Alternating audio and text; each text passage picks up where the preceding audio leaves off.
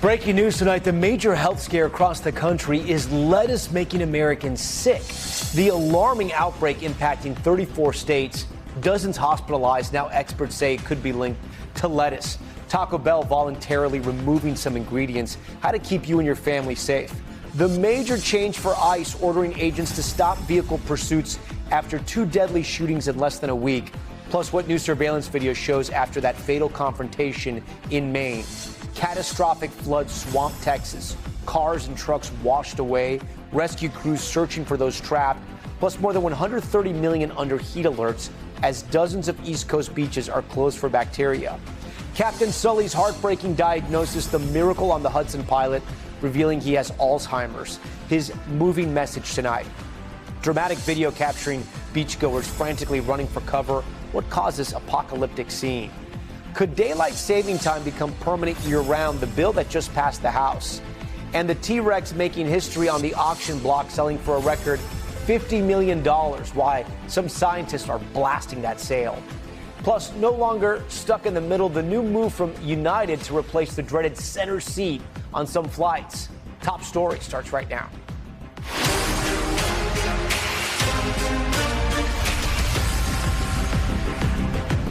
Hey, good evening. Tonight, a dangerous foodborne illness spreading across the country. Thousands sickened, dozens hospitalized, and the exact source of the outbreak still unknown. But tonight, health officials are zeroing in on a cause. Right now, more than 7,000 people potentially infected across 34 states. These are the states right here.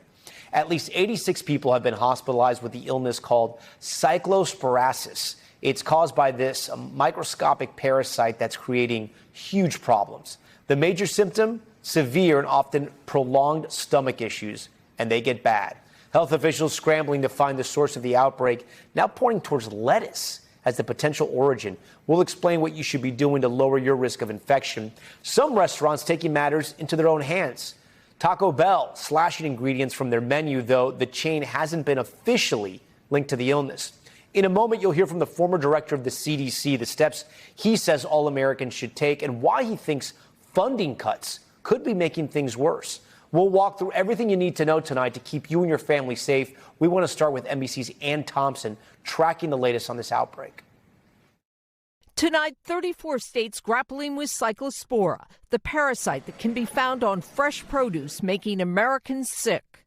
Michigan zeroing in on lettuce. Its top doc says there is a clear preliminary signal pointing to the leafy green. Why do you suspect lettuce? We've interviewed about 1,000 out of the 3,000 cases we have so far. Lettuce seems to be an ongoing exposure for those who've been impacted. Federal officials say Michigan is one of 4 Midwestern states where the cases could be linked. Taco Bell today confirming it removed limited ingredients at select restaurants while authorities continue their broader review, noting public health officials have not confirmed a link to Taco Bell. The Washington Post reports federal and state health officials are investigating the chain, citing 2 individuals familiar with the probe. CDC did not comment. Michigan's Dr. Bagdasarian. So there was no location that came up in 100% of cases, but there certainly were restaurants and fast food chains that did come up. Including Taco Bell? I'm not going to comment on those specifics right now. Nationwide, the CDC says it's confirmed 1,645 cases of cyclosporiasis and is aware of 5,100 more. Christina Serafino says she ate fresh fruits and vegetables hiking last month and got sick for weeks. Just really strong gas and bloating pains. And on top of that, you're not eating, so you're hungry and you're having hunger pains also. Ann Thompson joins us tonight. So, Ann, I guess the big question is, how can you protect yourself? There are a couple of simple things you can do. First of all, wash your produce, Tom. You want to make sure you run it under cold, clean, running water. Also, buy heads of lettuce and not bagged greens. And then with those heads of lettuce, you want to take out the first 2 or 3 layers. But if you really want to be safe, cook your produce to at least 158 degrees Fahrenheit. That kills the parasite. A lot of great tips here. We thank you for that, Ann. For more on this outbreak, I want to bring in an expert on public health crisis, virologist and former CDC director, Dr. Robert Redfield. Dr. Redfield, we thank you for joining Top Story tonight. Let's start with the question everyone in our newsroom is asking tonight, maybe around the country. How can people avoid getting sick from this? Should people be throwing out their lettuce, or is it more than just that? You know, Tom, this is a difficult pathogen to get rid of. Okay, first thing for people to realize is there is no human-to-human transmission. So the way you get infected is by eating or drinking contaminated produce or water, contaminated with human fecal material.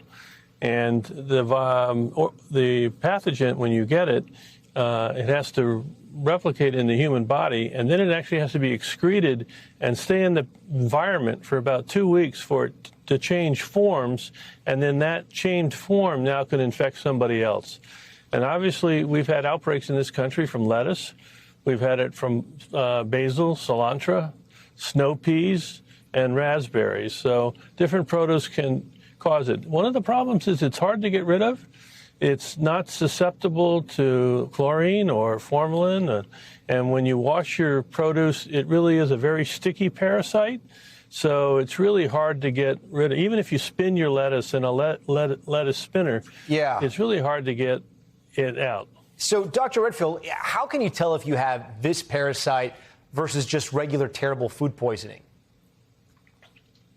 So this, largely by the duration.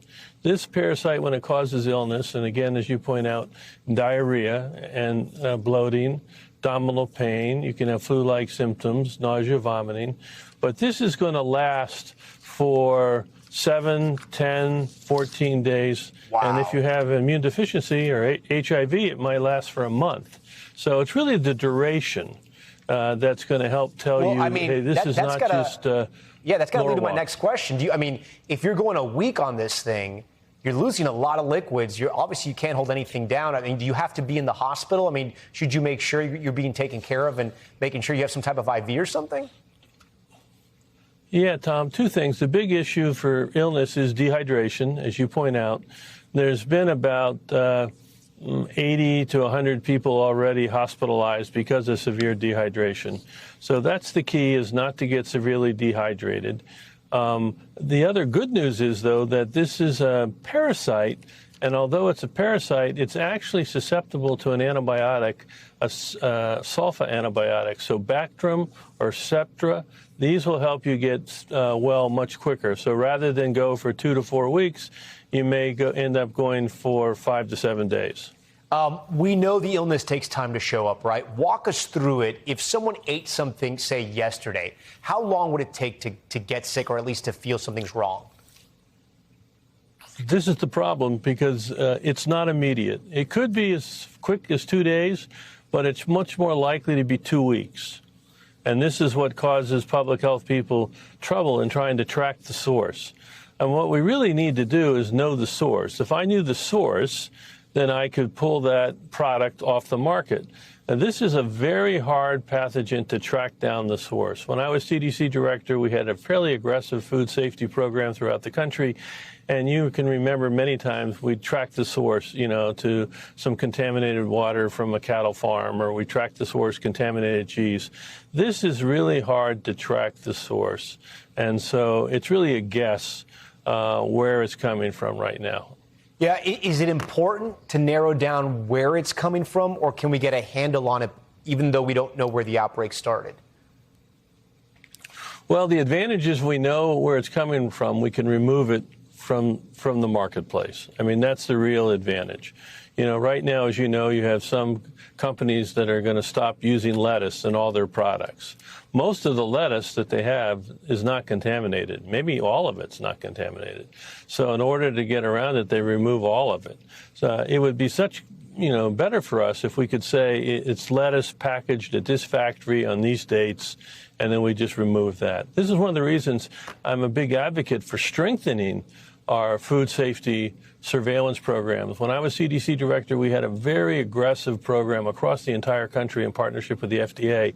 Unfortunately, that's been really scaled back. It's really been scaled back, and we really should probably bring it back. Dr. Redfield, that you actually opened the door. That was my next question. This outbreak is coming right after HHS, led by Secretary RFK Jr., stopped monitoring 6 types of foodborne illnesses. They're still monitoring 2 others, including, though, the one, this pathogen causing the outbreak. They've stopped monitoring it. Is that having an impact on the public health response, and can we draw a straight line in this outbreak? Well, I think it's a mistake. As you heard me say spontaneously, we should be strengthening these programs, not weakening them. Okay? Although I have a lot of respect for Secretary Kennedy, I've always said publicly I think he's going to be one of the most consequential health secretaries, particularly going after processed food and obesity, et cetera. But this is a mistake. We should be strengthening these surveillance programs. And as a consequence, the public really doesn't know which way to go. The only way we can really inactivate this parasite is, as I said, you can't wash it off, is by cooking food to 158 degrees. And so most people don't cook their salads. So either you take a risk. And if I was in Michigan right now, I'd be more concerned about using salad, or Ohio, where the outbreak is fairly concentrated. But again, as I mentioned, it is treatable with Septra, and it is you can counter it by increasing your fluid intake and making sure you don't get dehydrated. There's no fatalities so far, although there has been, as I said, 80 to 100 hospitalizations, largely for dehydration. Dr. Redfield, we thank you so much for coming on Top Story tonight and walking us through this one. Yeah, thanks a lot, Tom. God bless.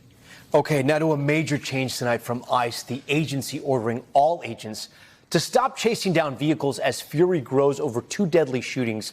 The latest in Maine tonight from NBC's Aaron McLaughlin. ICE has ordered all officers to stop targeting immigrants in their vehicles after 2 separate ICE-involved shooting deaths in less than a week. That according to 2 senior DHS officials. Border Czar Tom Homan saying tonight, it's not a policy change. It's a temporary pause. Officials say neither man, one killed in Texas, the other in Maine, was the target of the ICE operation. There are sufficient critical questions to justify bringing non-emergency traffic stops to a halt.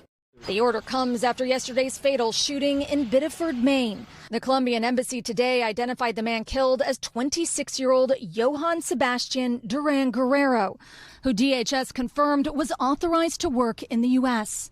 New video shows the car he was driving moving in circles, then later struck by another vehicle. This video capturing the moment ICE agents pulled a limp body from the car. Another angle shows police ringing the doorbell of a nearby pawn shop, asking what cameras the building has. I need to know what they have for cameras. Resident Cecilia Humiston says she saw Guerrero's family, including a little girl, gathered just yards away. She was still wearing her bluey PJs. And the mother of the daughter, she was like completely distraught. A senior DHS official with knowledge of the incident told NBC News the man killed matched the physical description of a target and was exiting a residence associated with the target. A statement released by ICE late yesterday said the agent opened fire fearing for public safety after the vehicle attempted to flee. Authorities say none of the agents in Texas or Maine were wearing body cameras. There's no excuse for it. They have no end of money. Aaron McLaughlin joins us live tonight. Aaron, we can see that memorial there just behind you. I know you have some new reporting about what could be leading to these incidents. Yeah, that's right, Tom. A senior DHS official tells NBC News they believe the recent pressure to increase the number of ICE arrests is to blame. And they gave us some figures to back that up, saying ICE arrested over 1,400 people nationwide on Monday, following arrests of over 1,100 on Saturday and over 1,300 on Sunday. And to put that into perspective, those figures are significantly higher than the previous average of 600 to 800 a day of ICE arrests. That was before this pressure to increase the number of arrests that happened at the end of June. This DHS official telling us that he believes the agents are under too much stress. Tom? Okay, Aaron McLaughlin there for us in Maine. Aaron, thank you. Next tonight to the life-threatening flood emergency in Texas. The governor declaring a state of disaster for dozens of communities as neighborhoods are left completely underwater. Our Ryan Chandler is in the storm zone. Tonight, relentless rainfall bringing dangerous flooding across a huge swath of South Texas. Powerful waters overtaking roads, forcing high water rescues. In Uvalde County, the Texas game warden says they helped the passengers in this vehicle escape just before the current carried it away. Watch as crews pull up on another vehicle stuck in raging waters, carefully peeking through the windows to make sure no one is inside.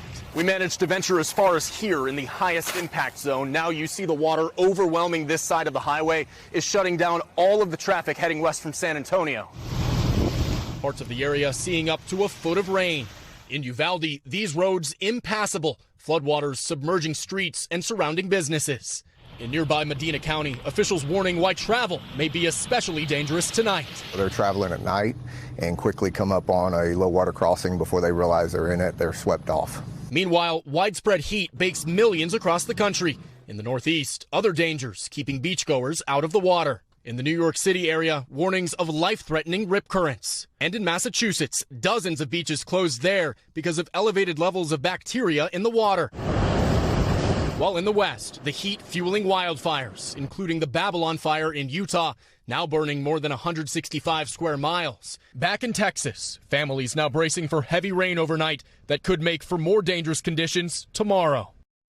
All right, Ryan Chandler joins us now live. I want to pick it up right where you left it off, Ryan. There's a lot of people there worried just west of San Antonio about the additional rain that could be on the way.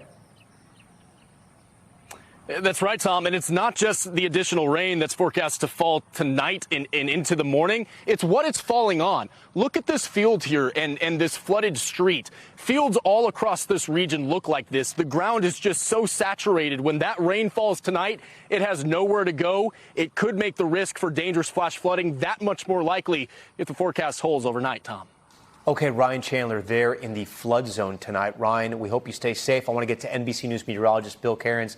Bill, that threat is still very much active in Texas. Walk our viewers through what we should expect over the next couple days. Yeah, day two is always more dangerous. We already have all the water you just saw. When it pours later tonight into tomorrow, it has nowhere to go, and that's why we're under what we call a high risk of flash flooding. That's a category 4 out of 4. It only happens maybe about 10 times a year, and when it does happen, it's life-threatening. And that's when about 40% of our fatalities happen during flash flooding is in these high-risk areas. And it's really everywhere to the west of San Antonio, heading towards Del Rio, including where we just saw Ryan near the Uvalde area. Rainfall rates later tonight will be about 2 to 4 inches. We've gotten a break for the last 2 or 3 hours, and now new thunderstorms are starting to pop up north of San Antonio, and that's just the beginning of what will be a long night of tracking some very heavy rainfall. 5 million people under the flood watches. We only have that one flash flood warning. Our computers are hinting at the heaviest rainfall up near Kerrville. Sound familiar, right? Remember Camp Mystic? The hill country up here, very susceptible. In areas back towards Del Rio, that's as much as an additional 5 to 8 inches on top of what they've already had.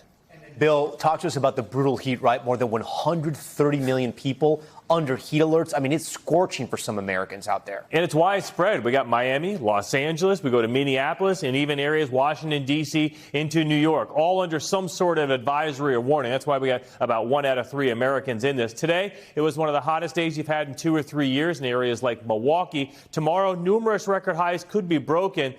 We are expecting the peak of this heat to be in areas like New York City tomorrow, where we could be up towards 100, Philadelphia near 100, D.C. 101. And the humidity, it's not horribly stifling, but it's bad enough. And this heat does look to last. Look at these temperatures all the way out through the weekend. Raleigh, a pair of hundreds Friday and Saturday. It's hot out there. All right. It is summer, though, too. All right, Bill. Before you go, though, we got some weird hazy skies. Look like something out of maybe a Stephen King movie here, a novel. What's going on? Yeah, so here we go again. We have big fires in northern Minnesota and in southern Ontario. And because of that, you notice that haze today over many areas in the Northeast and the Great Lakes. We have ozone and wildfire smoke advisories for air quality from Duluth all the way down to D.C. So a lot of people that are sensitive to the air quality, that's the reason why. And here's the smoke forecast tomorrow. Look at this thick blanket. Don't be surprised if you have a nice sunrise and then during the afternoon, all of a sudden, it looks like it got completely cloudy, but it's actually going to be smoke. So we'll see how bad it is. You remember about 3 years ago, Tom, when New York City went dark in the middle of the afternoon?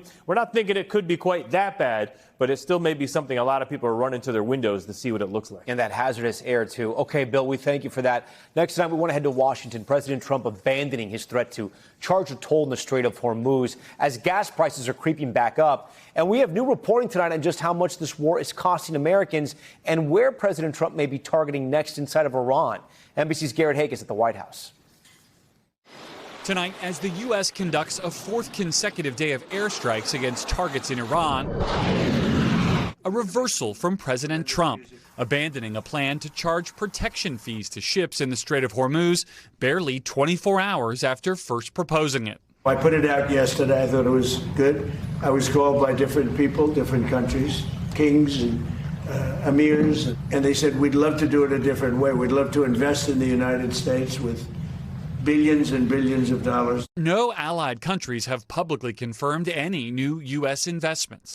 The renewed fighting and the resumption of a U.S. blockade of Iranian ports just hours ago driving oil and gas prices higher, with some analysts predicting the per-gallon average will soon top $4 again after prices fell and new data showed inflation cooled in June during the now broken ceasefire. The report was incredible. Inflation is way down. While tonight a new internal Pentagon estimate pegs the cost of the war between $80 and $100 billion, according to 3 U.S. officials and 3 people familiar with the matter, which includes the cost of rebuilding U.S. military bases and aircraft destroyed by Iranian strikes. That marking a significant increase from the roughly $30 billion estimated just 3 months ago. Senators grilling the Pentagon's top financial official. I think it's very frustrating to the American people that we can't get a straight answer on what this war is costing. All right, Garrett joins us tonight from the White House. Garrett, as we ramp up, like it looks like in Iran, we know the president is now issuing new threats to attack new targets there, and they're getting more serious as we consider the civilian targets he's talking about. Yeah, Tom, it's interesting because these are old threats kind of newly reissued by the president in an interview tonight, threatening that starting next week, the U.S. would target everything from power plants, bridges, civilian infrastructure, and energy targets, something he had largely avoided up until this point in the war in his effort to get Iran back to the negotiating table. We heard similar rhetoric from the president this spring in the lead up to the ceasefire, with a lot of people criticizing him for threatening to go that far in his bombing campaign against Iran. We'll see if he's actually willing to follow through on it now, whether this is just a sort of a negotiating pressure tactic to resume talks that he said earlier this week he's over. So we'll see what happens next, Tom. Okay, Garrett Haake at the White House. As always, Garrett, we thank you. A rare moment earlier in Capitol Hill. 2 Supreme Court justices, Elena Kagan and Amy Coney Barrett, testifying before House and Senate subcommittees asking for more funding for their security. Kelly O'Donnell has this report. A new appeal made by Supreme Court justices themselves today, seeking more money for security as threats against judges rise. We are concerned about people coming into the building right now before they've been checked. Justice Amy Coney Barrett describing the impact on her life and family. My security detail sent me home with a bulletproof vest. A mother of 7, her 12-year-old son wanted answers. But I didn't expect that performing this service was going to put me in the position of explaining to my children what a bulletproof vest was and why I had to wear one. Security scares against federal judges increasing. More than 1,000 serious threats investigated by U.S. Marshals in the past 5 years. In 2022, an assassination attempt on Justice Brett Kavanaugh sent a woman to prison for 8 years. The danger, justices say, part of their everyday lives, including a swatting incident 6 weeks ago. One of my teenage sons opened the door to go out with friends and saw in our street, it was full of police cars who had responded to a false report of gunshots and raised voices in my home. Sounds terrifying. Kelly O'Donnell joins us tonight from D.C. So, Kelly, exactly how much money are the Supreme Court justices asking for? Well, they are looking to Congress to provide additional taxpayer funding. It is estimated that they would like to see $14.6 million specifically to provide more officers for round-the-clock security for themselves and their families, and also to harden physical security at the court itself. Now, on a separate issue, Justice Barrett also made public today that the court has required some employees to sign non-disclosure agreements as a way to prevent leaks. The leak of the court's opinion in the Dobbs abortion-related case that overturned Roe v. Wade a couple of years ago, that led to an internal investigation where the leaker was never found. And today's testimony really stands out, Tom, because it is rare for justices to appear in this kind of forum, and they haven't done so in the past 7 years. Tom? Okay, Kelly O'Donnell on that one first. Kelly, thank you. We're going to be back in a moment with the investigation into the drowning death of an 18-year-old. 2 teens arrested accused of disposing of evidence. So the family is now questioning why they're not being charged with murder. Plus, Captain Sully, you remember him, the hero behind the miracle on the Hudson. He's now revealing he has Alzheimer's. What he's saying about the diagnosis. And the daring rescue caught on camera, deputies saving 2 kids trapped inside a burning home. We'll show you how he climbed up to help pull them out. That's ahead on Top Story.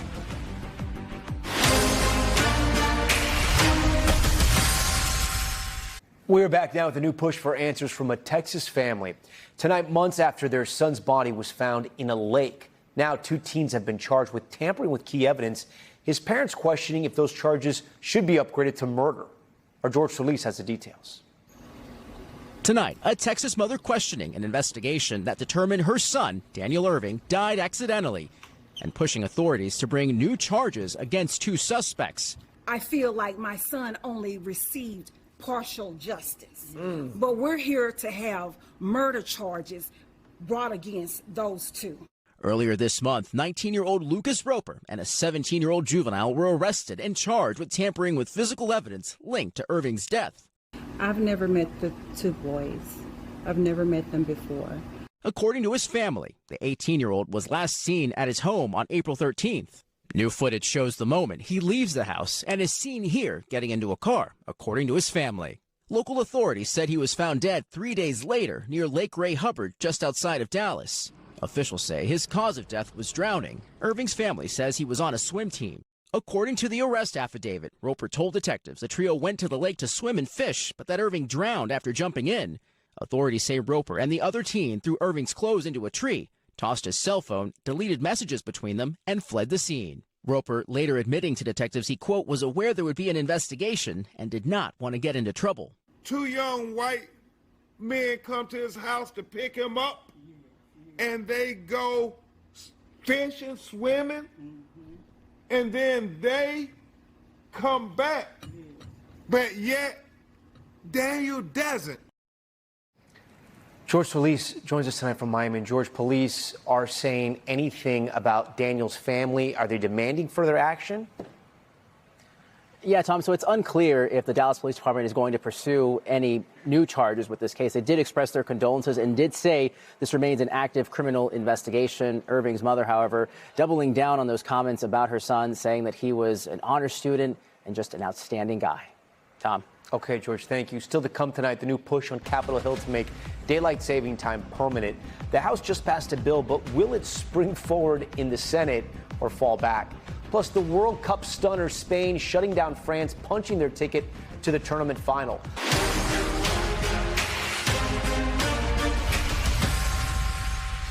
We're back now with a powerful message from Captain Sully Sullenberger, the hero of the miracle on the Hudson, today announcing he's been diagnosed with Alzheimer's and is determined to use his diagnosis to now help others. Here's Tom Costello. More than 17 years after Captain Chesley Sully Sullenberger became an American hero. We may end up in the Hudson. Expertly landing his crippled passenger plane on the icy Hudson River, saving everyone's life. The river clearly was my only viable option. Captain Sully today announced he's one of 7.5 million Americans aged 65 and older living with Alzheimer's. At 75, calling it the unwanted visitor at the door. He writes, "For now, this means a name may not come easily to me. I forget a story I've recently told, or I don't sleep as well, but I am in the beginning of this long journey. Alzheimer's researchers say diet, keeping cholesterol and blood sugar levels in check, exercise and sleep can reduce the risk of Alzheimer's. New drug treatments can slow its progression. I don't know that we're going to have that one magic bullet, but I do think the combination of therapies can get people off the road to Alzheimer's disease. After using his notoriety to push for aviation safety, we can no longer define safety solely as the absence of accidents. Sully says, I am now part of a larger community with many of you, and we will be courageous together. Aviation analyst Captain John Cox has known Sully for 40 years. He's clearly a role model, and he will remain that way for many, many years to come. We need people to share their stories. A new voice for an American hero. Tom Costello, NBC News, Washington. All right, we're going to turn out of the effort on Capitol Hill to make daylight saving time permanent. The House passing legislation that could make springing forward and falling back a thing of the past.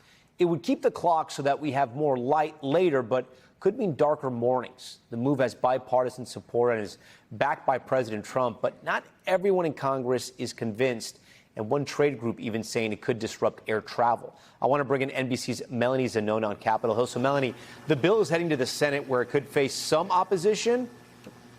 Yeah, that's exactly right. The Senate actually tried to pass an exact version of this bill last year, and it stalled with Republican Senator Tom Cotton objecting to the bill, arguing it would lead to darker mornings and potentially more dangerous commutes for a lot of people, particularly in the farming industry.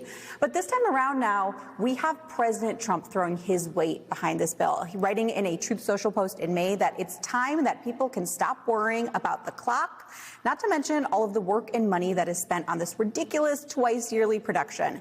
It will also be a very nice win for the Republican Party. Take it. So his message, Tom, clearly aimed at Republican holdouts like Tom Cotton. We'll see whether or not this actually changes the dynamic in the Senate. But if they bring this bill under the normal consideration, it only would require 60 votes versus the fast-track consideration that they tried to do last year, which requires the consent of all 100 Republicans, and which is why it failed last year. So it was a much higher bar to passage. So let me just follow along here. So we do think it's going to pass.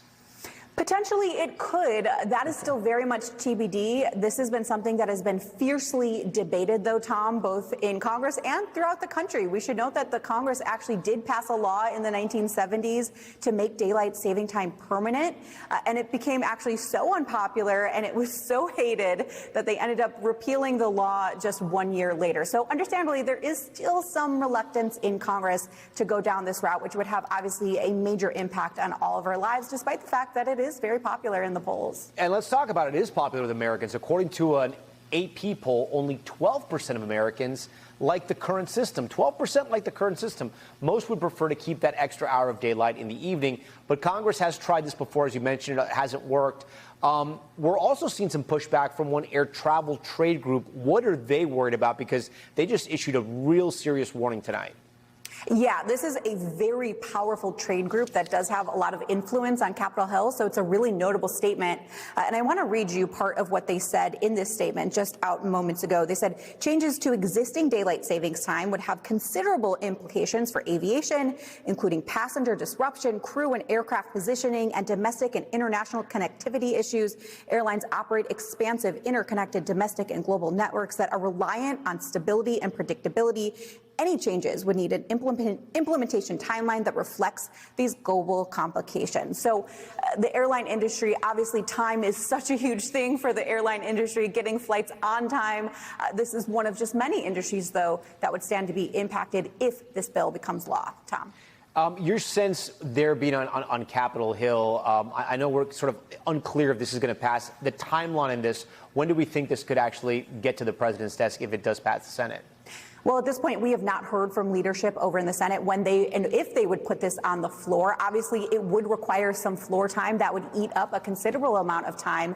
They are trying to get through a number of other issues right now. They don't have a lot of time before their August recess. In fact, only a couple more weeks here on Capitol Hill. And then there's the election coming up all the way in November. So there's not a lot of time to get stuff done, but potentially we'll see what happens before the end of the year. Tom. Okay, Melanie, we thank you for all that. We appreciate it. Now to Top Stories news feed. We start with a major payout for E. Jean Carroll. She finally collected her $5 million judgment against President Trump, plus interest.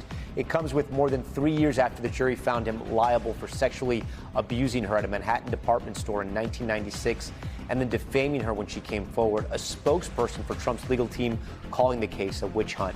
And just 3 days after Republican Senator Lindsey Graham died, his sister, Darlene, was sworn in on Capitol Hill to serve the final 6 months of his term. She's the first female senator to represent South Carolina and first sibling to represent a deceased senator. She's worked for several state agencies but has never held public office. So far, she hasn't said whether she plans to run to permanently fill the seat.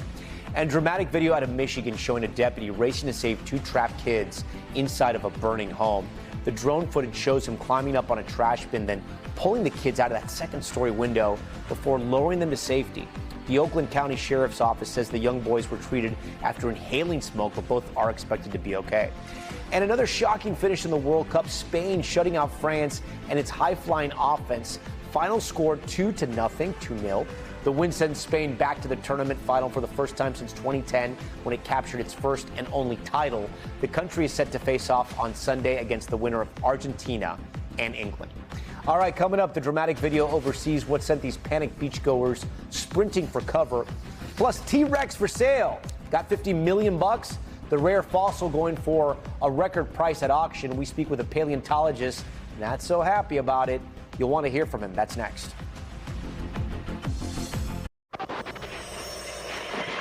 We are back now with Top Stories Global Watch and a check of what's happening around the world.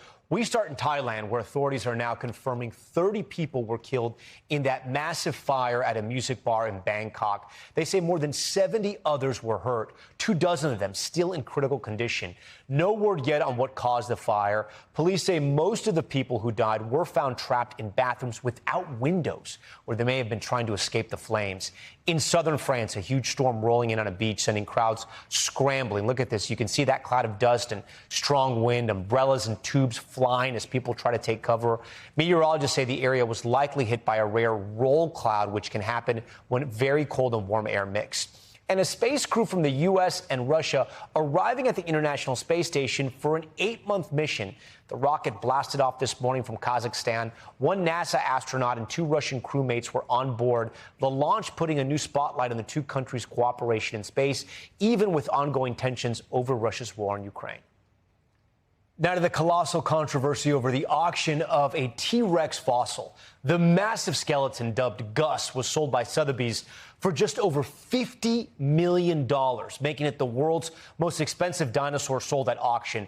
The identity of the buyer was not immediately revealed. Gus is 67 million years old. Just think about that.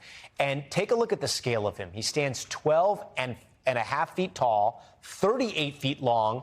The T-Rex was found buried on property belonging to a South Dakota cattle rancher, but the auction has reignited concerns that these multi-million-dollar private sales of fossils obstruct research and price out museums and universities. For more on that debate, I want to bring in paleontologist Paul Sereno. He's also a professor at the University of Chicago. Paul, thanks for joining us tonight here on Top Story. First, this is an incredible discovery, right? I think more than 60% of this fossil was found. Walk our viewers through why this is so important. Yeah, there's very few Tyrannosaurus rex fossils that are that complete. And again, exactly how complete, we don't know. We would need to see a scientific paper on it. But there's very few specimens that are, you usually get a piece, a jaw, And so these are critical because they are single individuals that were preserved right at the end of the dinosaur era. Talk to me about this find. I know they found Gus a while back. It takes a long time. Walk our viewers through sort of the discovery to the getting it out of the ground to now, I guess, getting it into Sotheby's.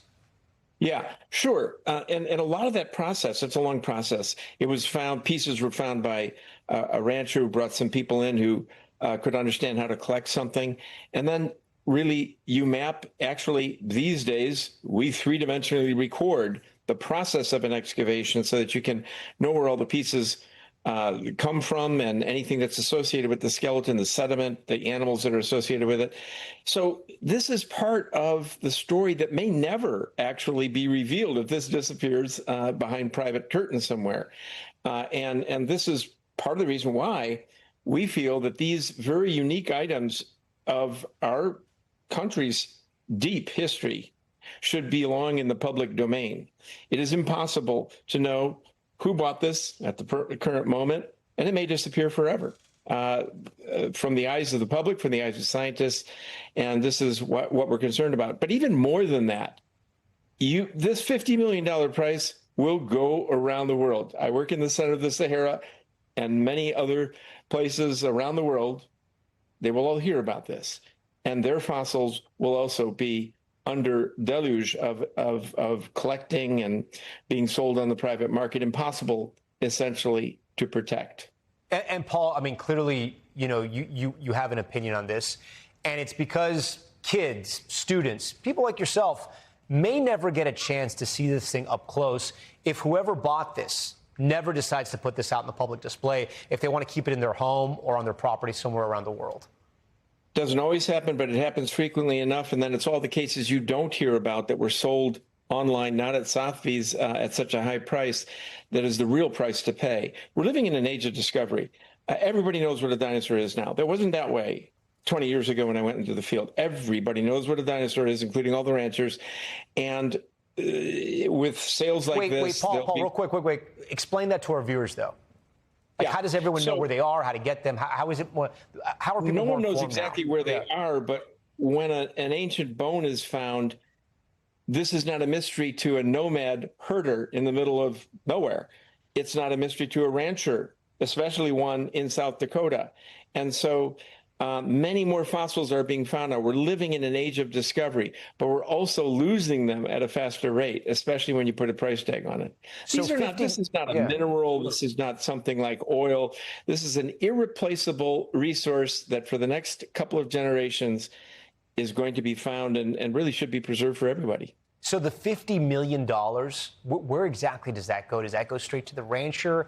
Does that go to the team that excavated this? How does it break down? That probably will never be known exactly, but it's a split, and there's a lot of work that goes into it. And you mount the original bones like that, which are also difficult.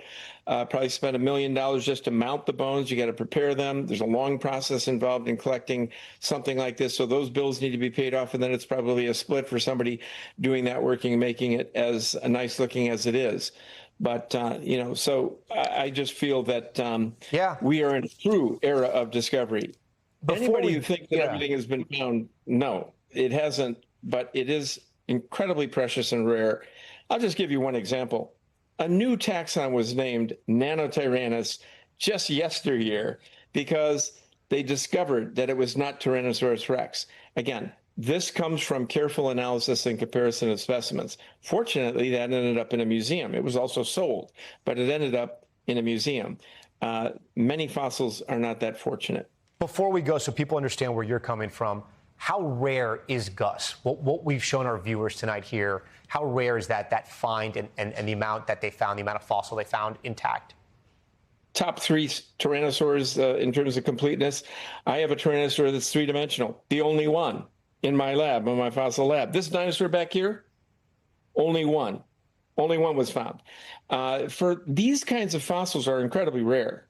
We're not talking about shells or bryozoans or coral. We're talking about very complex specimens composed of more than 200 bones. And you need more of these to answer, like, is that a male or a female? We're still working on that. We need complete skeletons like this, and they need to be studied. I think that's a whole other segment, but we don't have time for that one. Paul Sereno, we thank you for coming on and explaining this topic to us. We appreciate it. When we come back tonight. One last thing I wanted to add. Paul, go for it.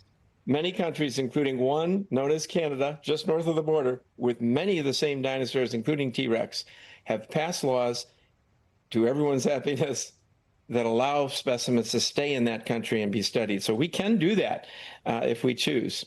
Okay. Paul Sereno again. That's it, right?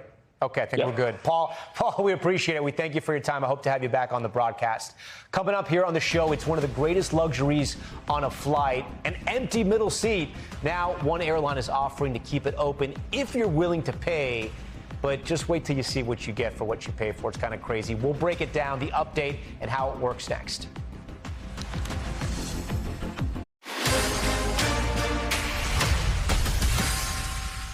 We are back with one airline's new solution to the dreaded middle seat. United Airlines announcing its new fleet of jets will have a special row And you're seeing it right here. Yes, an Economy Plus blocking off of the center seat and putting in a tray table stretching from armrest to armrest. I know the luxury just comes pouring out of this jet. Though the airline has not disclosed pricing details just yet and how you sort of negotiate, maneuver, whose corners those are. This, of course, comes months after United announced its Relax Row, converting 3 seats into a bed. Sort of interesting. Love to try it. For more, I want to bring in the points guy, managing editor Clint Henderson. Clint, you, like we're avid travelers. I love when airlines try to get creative. I do not understand this. What are we talking about here? So if you've flown within Europe, you've seen these seats before. Basically, they're just blocking the middle seat. They put a permanent tray in the middle. Some airlines even have rows you can take out. You can expand or contract. And essentially, it's just giving you a free middle seat. So you have a little more elbow room. Now, there may be some ulterior motives here, aside from further dividing up of the cabin, the possibility of premium revenue. But there's also the possibility they could have one less flight attendant, and that would save the airline quite a bit of money. Yeah, but let me get this let me understand this. Is this essentially, it's not a play for the tray table per se, right? This is a play for not to have somebody in the middle seat. That's right, and it has a fixed tray in the middle. So essentially there'll be cup holders and stuff you can put, say you're trying to work on your computer at the same time that you're eating something, you could potentially put some of the food in that middle tray so you have a little bit more space. Yeah. How do you divide up the space? Do you know how this is going to be? Is there like another armrest? It's going to be another armrest fight. There'll be a whole set of rules we have to follow for who gets to use how much of the tray. No, I think this is quite innovative, I think, and I think it's really interesting. You know, the Relax Row you and I have talked about before. I think you got premium economy, you've got business class, you've got main cabin, you've got basic economy. This is just a further way to divide up the cabin and potentially make more money for the airlines. But, you know, frankly, if I could guarantee myself no passenger in the middle seat, that's a huge win. I know it is, and I don't think that part is terrible. I mean, I agree with you on that. Why do they think, though, that American flyers are going to pay for this? I ask because we know how expensive things are getting. Jet fuel is still expensive.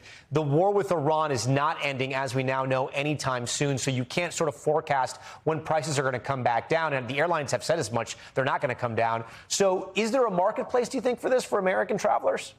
Absolutely. You know, there is the premium customer seems to be willing to pay anything to travel right now. And that's true even of the main cabin customer, too. But everyone wants a premium, whether that's extra elbow room, extra leg room, or business class or premium economy. The truth is all these things are selling. So the airlines would not be investing in the premium experience if they weren't selling the product. I want to put up something and get your take on this. Let's put this up for our viewers here. I'm going to ask our fine director, Brett Holy, to do that.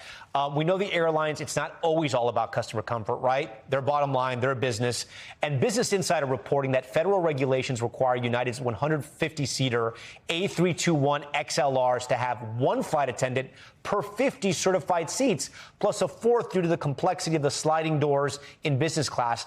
Adding just one more would trigger a fifth and add labor costs. United also recently signed a new labor contract with its flight attendant union in May that hiked pay by 31% and added boarding pay. So why am I telling you this? In the statement announcing the new feature, United said it will operate the A321 XLR, remember the one we just told you about, with 5 flight attendants on most flights, consistent with its practice on the Boeing 757 it is replacing. So where am I going here? Is this just another way for the company, Clint, to cut costs? I think the fact that they're not ruling it out completely says a lot. Now, I think to start with, you're still going to see 5 flight attendants on most of these flights. I don't think anyone's arguing with that. But the fact that United's leaving it open, that there's a possibility eventually some of these planes will be operating with 4 flight attendants is huge. And it could save them a lot of money in the long term. But this is an experiment. We'll see how it goes. Clint, always a pleasure to have you. Maybe next time we'll see you here in our studio, but maybe you're traveling. We have no idea. We enjoy the China collection there, as always. Clint, thank you for that. We'll see you soon. Thank you for watching Top Story. I'm Tom Llamas in New York. Stay right there. More news on the way.